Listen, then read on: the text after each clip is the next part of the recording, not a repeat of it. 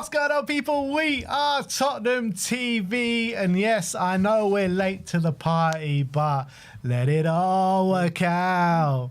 Let it all work out. Sorry for my voice. Can we get excited Sorry yet? for my voice. Can we get excited Can we yet? get excited? I think we can get excited, people. I think we can get excited. Even when I had that 3 a.m. bomber yesterday, I still wasn't getting excited. I was like, I'm not hearing Chelsea out the race. I ain't hearing agreed personal terms. I ain't getting excited just yet. I'm not waking up to no Chelsea hijack. Let it all work out.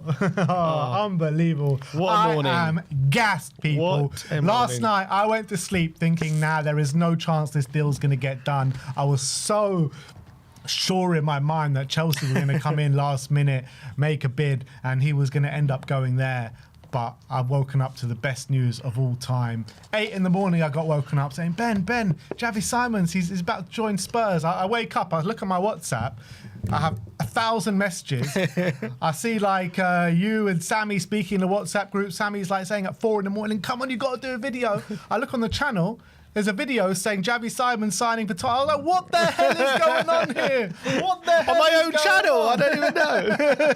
I didn't know what the hell was going on. There are so many journalists speaking about this, but I'll just give you the important ones, which I'm sure you've all heard, but if you've missed it, Fabrizio Romano, the 3 beautiful words, Javi Simons to Tottenham, here we go. All signed between Spurs and RB Leipzig for a fee of 60 million euros, fixed after agreement revealed overnight.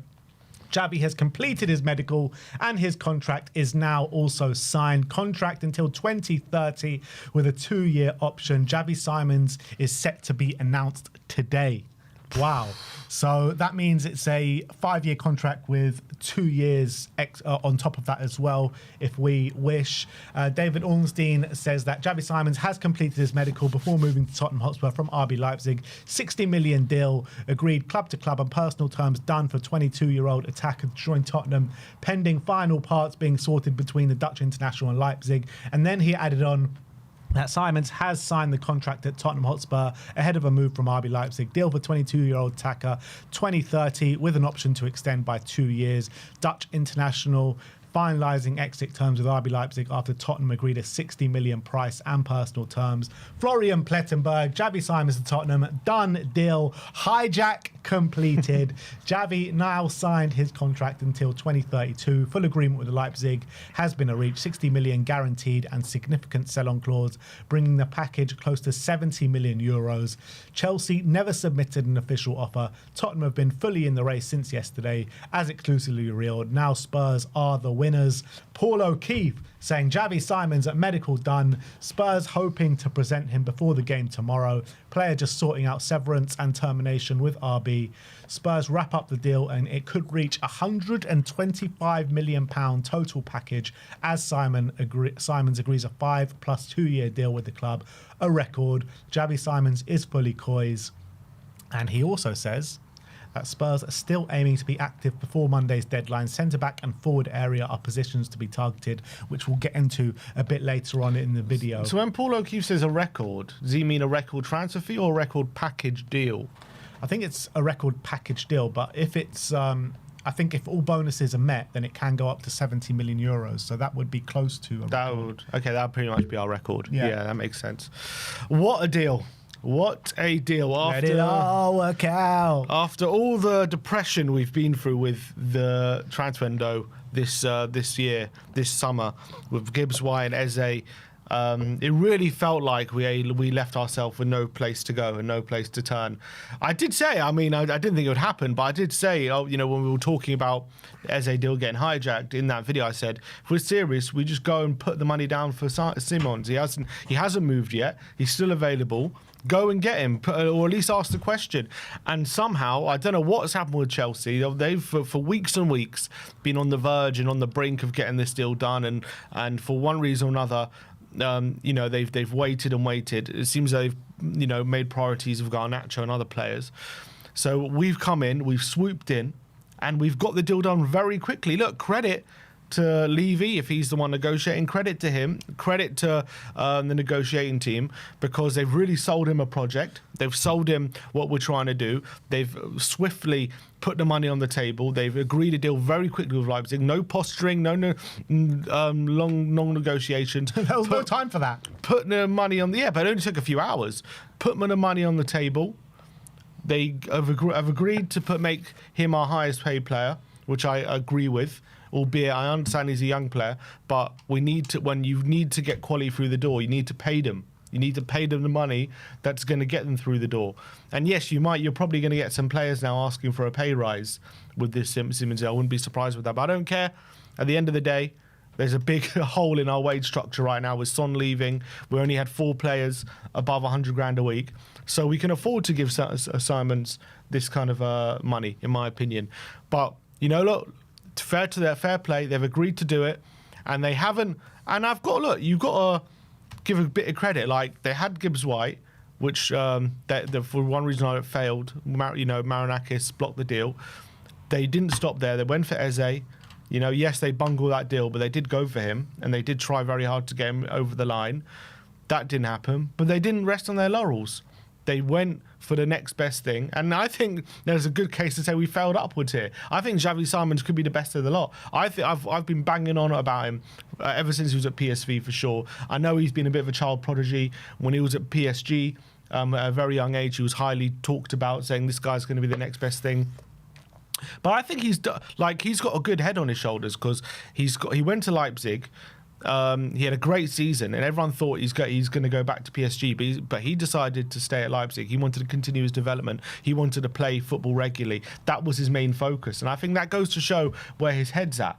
In terms of how he sees his career. He wasn't like jumping at the first chance to go back to PSG and the glitz and the glamour of that big club. He's still concentrating on playing as much football as possible, even after having a good season at RB Leipzig. But I remember when he was at PSV, absolutely phenomenal, I remember. Waxing lyrical about him. I thought at that point he was going to go back to PSG and start playing their first team. Goes now, been at Leipzig for 2 years, and now he's looking ready for that next big move. And I'm just so happy that it's us that he's decided to come to. In a 5-year deal, potentially 2 extra as well. That's a long commitment. He's really committed a big part of his future to Tottenham. This is a guy who starts regularly already at 22 for the Dutch national side. He's already played at the Euros. Don't know if he played the last World Cup, but he's definitely played at the last Euros. Scored against England in the semi-final. Brilliant goal, yeah. Brilliant goal. So this guy who he likes the big stage as well. Performs very well usually in the Champions League. Was brilliant at the Euros when he played there. Nothing seems to faze him. I think it's because he's been maybe in the limelight since he's such a young age. Like when he was quite well known when he was like 14, 15. That was like this child prodigy. I think he's fearless. He's a fearless player who nothing phases him. And I think he's got a very good head on his shoulders. I think he's got unbelievable talent. He's exactly the kind of player we need. He's actually like, in terms of the number 10 he is, he's quite similar to Foden, but also in a similar way, he's quite similar to Maddison in the way he kind of turns away from players and picks up really good spaces. He likes to drop deep as well and dictate play on occasion, but he's a really good ball carrier. He's a really good passer.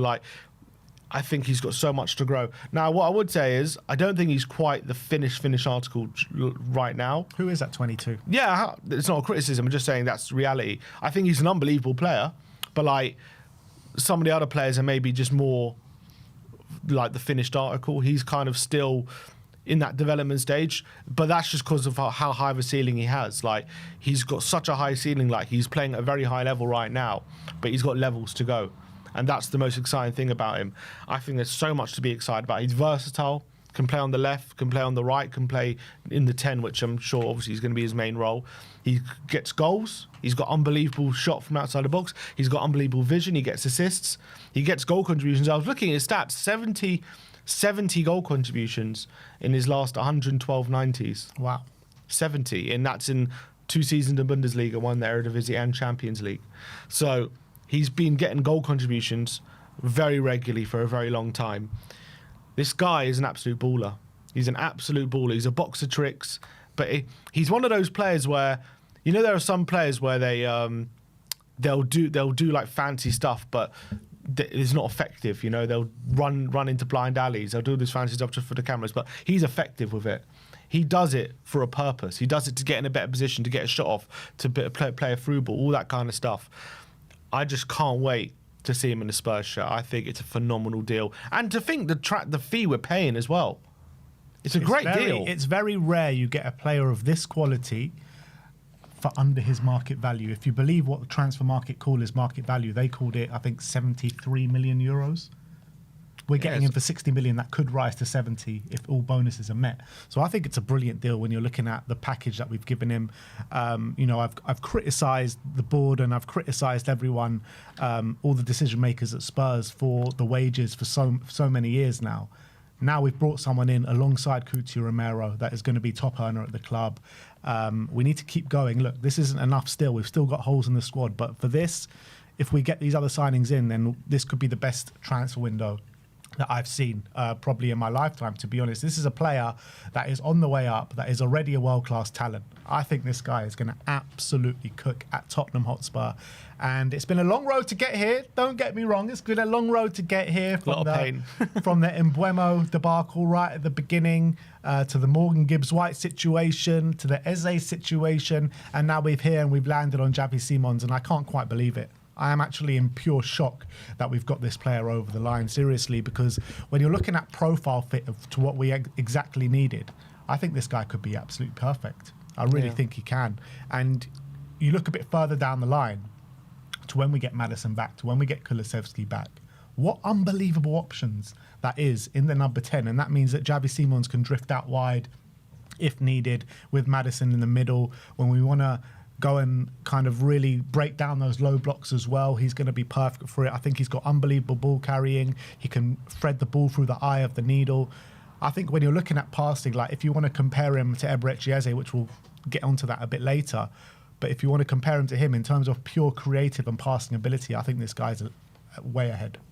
Yeah, and even at a young age, I think, and the fact that he's already comparable, and he's already at a stage where he's playing at such a high level like he is now, I think goes to show the talent he is. It's interesting when you look at the position he plays at Leipzig. If you look at his position, like if you're looking at the transfer market, it'll say he's played a lot of right wing, a lot of left wing. But it's a weird one because Leipzig play this 4-2-2-2 system. So like both wingers are kind of like two number 10s inside. So he has been playing like number 10 even when he's been playing out wide, kind of thing. So I do think definitely that's his position. Like centrally, that's where he thrives. That's where he does his best work. He's not a winger per se, but he can play on the wing just like Foden plays on the wing. Like it's been a number 10 on the wing. When he plays on the wing for us, he won't be that out wide winger. He'll be that one that's tucked inside to cause carnage in the central areas of the pitch. So again, a quality that we desperately need in the squad, that kind of winger as well. So is he going to be our number 7? Well, he was number 7 for PSV. I know that. It's a number that's got a sun-shaped hole there. Yeah, why not? Why not? Yeah. I'll give it to him. Who's our number 11? Our number Hill. Yeah, it could be 11. So it could be 11. I think they'll give him the 7. Yeah, I think it'll be 7. I think they'll give him the 7. S7. I think we are also in need of a real star. With Son leaving, we need like a face of the club, a face of the team. And yeah, we've got a lot of good players, but we don't really have a superstar. And I think he could fit that role. Yeah. Tell's 11. Yeah, Tell's 11. Tell's 11. Look, he can grow into that role. I don't want to put that kind of burden on his shoulders as of yet, like come in straight away and be the star. But he can definitely grow into that role. He's still 22. He's still a young player. He's still got some growing to do and some learning to do. But I think he comes in automatically as a starter in the team, that's for sure, in the 10. And he's going to be brilliant for us. I've got no doubt about it. This guy is going to be brilliant for us. But when you're talking about this club needing a star, I completely agree with you. And I think he can grow into that role. But I don't think he comes in straight away and is that star.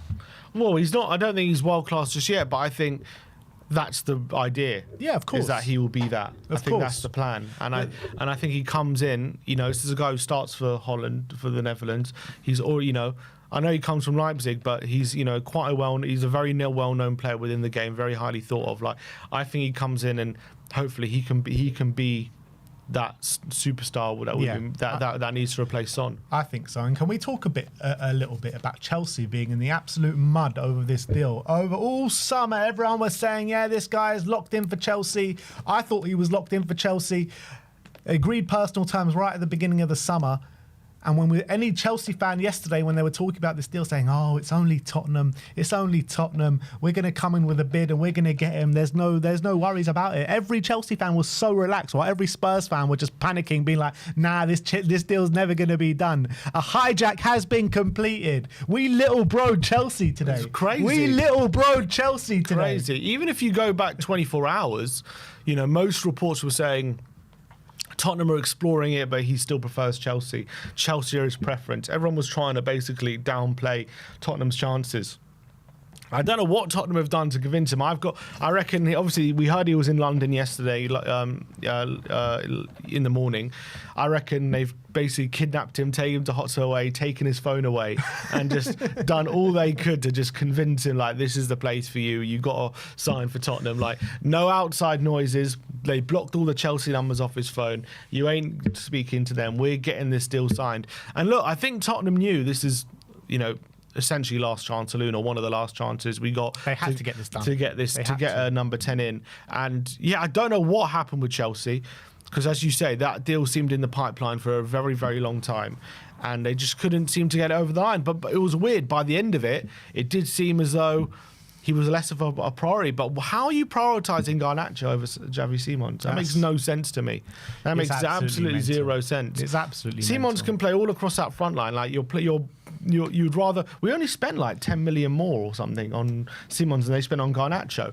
So the fact that they've prioritised Garnacho is very, very strange. I doesn't make too much sense to me. I think that they were... Look, I do think they wanted him. I do think we've gazumped them on this one. I do think it's a hijack, whatever they want to say. They were the ones the front running for him, and they were still trying to get the deal done. Even Romano was saying 24 hours ago, don't count Chelsea out. They're still in there. They're still trying to get it done. But Tottenham have swooped in and somehow sealed the deal very quickly, and we've sold the project to Xavi. I wonder if it was like, we sold it to him, you're going to come in here, you're the main man, you're going to start every game, you've got Champions League football here, Thomas Frank's going to know exactly how to use you, he's a great tactical manager, he sold him how he's going to use him, and the family feel we've got at Tottenham. Thomas Frank has given a speech of a lifetime, in my opinion. I guarantee you, Thomas Frank, they had him at Hotspur Way yesterday, they showed him the facilities, they showed him the plans of where we're trying to go under Thomas Frank. We're looking at the calibre of player that we've already brought in this summer in João Palhinha, or a hole that's needed in the squad. Mohamed Kudus, a hole that's needed in the squad. He was one of the missing pieces for us to go into the Champions League and go on assault on the Premier League this season. He was one of the missing pieces, whereas at Chelsea, it was just going to be another brick in the wall, you know what I mean? So he wasn't even guaranteed to start at Chelsea. We know how Chelsea kind of manoeuvre these kind of signings, where at us, he's going to be vital for our season. Absolutely vital. And I think Thomas Frank has given him a speech of a lifetime. I agree. And also, you look at Chelsea and how many big money signings they've made and sold over the last 2 years. Surely Simons could be looking at Nkunku, he could be looking at Madueke, he could be looking at Mudryk or Jackson, or all these big money signings who come in all this promise. They've probably come in, being told, given all these big long contracts, being told you're the future of Chelsea, and within a year or two, when they're young players and maybe they have, I'm not saying they've all been bad even, they just haven't maybe hit those world-class levels or anything straight away, and all of a sudden, Chelsea, you're surplus to requirements, you're out the door, we don't want you anymore. Jackson is coming as a young striker, and both seasons done relatively decent, and they're like doing everything they can to get rid of him like he's nothing. And that's how they treat players over there. That's it's a different kettle of fish at Tottenham. He's going to come here, big long contract, and he's going to be loved. He's going to be the main man here, and everyone's going to get behind him, and everyone's going to have full belief in him. Whereas at Chelsea, he's going to be behind Palmer. He's going to probably be play playing second fiddle. So I think it's the right move, to be honest, for him. I really do. I think it's the right move. 100% it's the right move. 100%. I couldn't agree more. And I cannot wait to see him in a Spurs shirt. I cannot wait to be there at the Tottenham Hotspur Stadium tomorrow when he's unveiled on that pitch. The stadium is going to go absolutely wild for him. We got a new Dutch superstar in a 10. First one since Rafa van der Vaart, and that one didn't work out too badly. Some rumours he could sign in time. Yeah, there has been reports. Nothing serious as of yet. Rumours. He needs to be officially signed in 5 minutes for the registration to go through. Well, it doesn't have to be announced. No, it doesn't have to be announced. He has to be officially signed in 5 minutes' time. And they're saying it is officially signed. So yeah. So let's hope, it'll be unbelievable if he can, because I don't think he'll start on the weekend, even if he is. I think maybe on the bench, it'll be great to see him for the last 10, 15 minutes or whatever. But we know that his full debut is probably going to come against West Ham after the international break. Some are saying it's the biggest transfer profile-wise we've ever done. I think there's a strong case to it. I think this is the biggest signing Spurs have made since Jurgen Klinsmann. I think Jurgen Klinsmann, when we signed him, he was at the top of his game, World Cup winner, or World Cup star. I don't think this is of the same caliber as that, but I think it's the biggest signing since then. Yeah, I agree. In terms of someone in their prime, on the up, who's was much sought after and has the potential of being world class, and also in terms of his profile, like the profile of player of his name. I mean, I agree. Like, you got Van der Vaart, but you got to remember Van der Vaart. He was on his way down. I wouldn't say he was on his way down because he was 28. So like, he was in his prime, but he wasn't. Like, he was our favourite at Madrid, you know what I mean? He was on, they wanted him out. Like, it was a player who was out of favour. Leipzig's different. He was wanting to make that step up. Like, they don't want to sell him. He wants to leave because he wants to up his level. So like, the profile was a lot different. So like, you got that. Yeah, Klinsmann probably, obviously he was a big name at the time. So it's probably, you got to say, it's probably the biggest one since then. Yeah, probably the biggest one since then. Massive. Yeah, I think this could even be bigger than Van der Vaart, in my opinion. But look, yeah, I agree. I think, yeah. By the way, Paul O'Keefe is saying because of work permutations that he probably won't be in the squad this weekend. But it doesn't matter. Imagine he fails to get a work permit. Yeah, he won't fail to get a work permit. He'll be in the squad for the West Ham game, and that's going to be his debut at the London Stadium. That's going to be absolutely They're going to go after him. Absolutely brilliant. So you're looking at it, and I think the beneficiaries of this transfer, all the front line are going to be beneficiaries of this. I think Brennan Johnson could be a massive one. To be honest, we know how his positioning at the back post is brilliant, and the way that Javi Simons can thread the ball through the eye of the needle. Look, obviously we're looking to sign a left winger, so that might hamper Brennan Johnson's minutes. But let's say, for argument's sake, Brennan Johnson is our starting left winger. I think Brennan Johnson can get loads of goals off the back of Javi Simons' work. Yeah, and you've got him and Kudus linking up together. I think they're going to have a lot of fun together, him and Kudus. You can just envisage it, can't you? Both of them are so hard to get the ball off. Both of them are so good in those tight spaces and linking up together. I think once they start to gel, I think they're going to absolutely fly. What I would say about Xavi Simons is, because I do think I'm not saying it's going to be a big adaptation period to the Premier League, because when he moved up from Bundesliga, from Eredivisie to Bundesliga, he actually adapted very quickly, and he actually made that step up quite easily. Obviously, it is a step up again from Bundesliga to Premier League, only because Bundesliga is a very different kind of league. Like, it's very open space, it's very transitional, very end to end. Whereas Premier League is like that, but it's different. Teams are smarter. You're not going to have as much space. You're not going to have as much time on the ball. Those kind of things. So obviously, there's going to be an adaptation period, but what gives me a lot of hope that it's not going to be some long adaptation period is because when he plays in Champions League, he plays fine and he's great. and obviously plays at international level really high as well. And those obviously are very good levels. So I think he's going to come to the Premier League. Obviously, it might take a few games to adjust, but I don't think it's going to be like we have to wait a year for him to adjust. Like, I think it should happen pretty quickly. And I think he's a smart player as well. He's very smart. He's got a very high footballing IQ. So I think he's going to adjust really quickly. Yeah, I can't agree more. I couldn't have said it better myself. I'm just so gassed, man. I'm so happy after how I was feeling yesterday, being like, nah, there's no chance. I just can't believe it. We're here, sitting here on the 29th of August, only a few days left of the window, and we've got an absolutely unbelievable signing. And if you ask me right now, obviously, I would take him over Eberechi Eze for sure. I think he's going to be better for us than what Eze could have been for us. And he's younger, 22. He's we're going to have him for longer. Eze, 27. Like, I'm not saying that's old, but that Javi Simons is in he's just coming into this prime, and we're going to have him for a long time. The only thing I would say about that is we do have to be a bit careful in a sense that it's not a bad thing because he's an ambitious player, clearly, and he was happy to stay at Leipzig. So I think, whilst the team was playing well and whilst, he was getting game time and playing at Champions League, he was happy to stay and happy to be there. Proof within the pudding, there was probably a chance to maybe go back to PSG, but he said, no, I'm happy at Leipzig, I'm playing there and I want to stay there. And that goes to show his mentality. But as soon as they faltered and they had a bad year, dropped out of all of Europe, I think finished 8th in Bundesliga, he did look to leave straight away. So you just got to be aware of that situation. Like, I'm sure he's happy now, we're playing Champions League and whatever, but if there does come a time where we're losing our way and we start dropping out of Europe or whatever, is that going to happen here? Potentially. You just got to be wary of that. He signed a 5-year +7 deal, so it's going to be very hard to get him out, even if he wants to leave. Like, it's going to take a monstrous bid from anyone if they're going to have to sign him off us. I'm just saying that, you just something to be wary of. Is he going to start getting unhappy if the team... I don't want to talk about all that just now. saying, that's something that's happened. I think it's only right that we're just completely gassed about the deal, and it has happened. Spurs are going in the right direction. We're building an actual squad here. You're looking at the calibre of player that we've brought in this summer.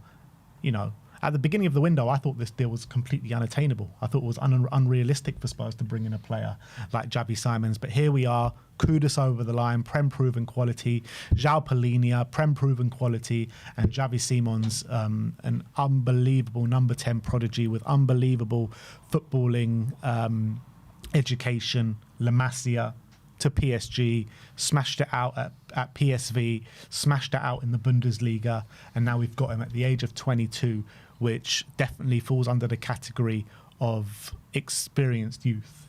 And I'm delighted for this one. I'm absolutely delighted. But there you have it. Spurs are signing Javi Simons. We've got the here we go. We got the Ornstein bomber. And he has signed, sealed. Apparently everyone's calling it official without the official announcement yet. And he's done his medical. He's here. He's signed, sealed and delivered. And he's going to be a Spurs player. And I cannot wait to see him balling out on that pitch in Tottenham in N17. Javi Simons is going to be our new hero, people. Let us know how you're feeling about that situation in the comments section below.